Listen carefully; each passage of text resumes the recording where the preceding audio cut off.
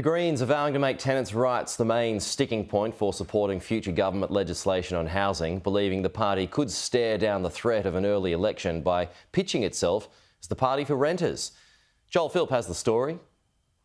The government trying to deliver on something that isn't just fluff this week in Parliament. I will have fur all over me. After a late-night Senate session, the Housing Australia Future Fund will pass Parliament before question time on Wednesday. This is the single biggest investment in housing in more than a decade, and it ensures that more Australians have a safe and affordable place to call home.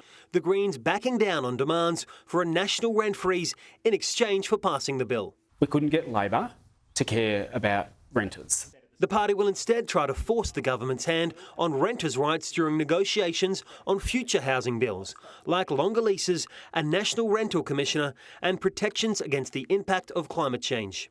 The next big piece of legislation is Labor's Help to Buy Home Equity Sharing Scheme, which involves the government helping 40,000 Australians co-own their own homes by purchasing a 30 or 40% share. We'll see the legislation when it comes in. All of the options are on the table for us at the moment because we are going to escalate our fight for rent freeze and caps because something needs to be done to address the rental crisis.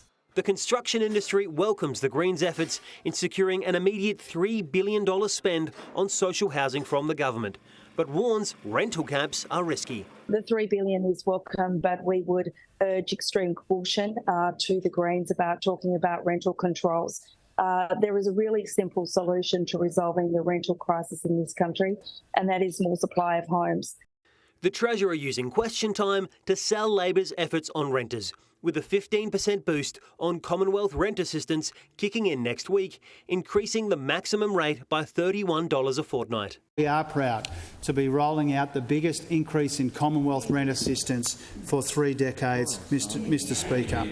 Joel Philp, Sky News, Canberra.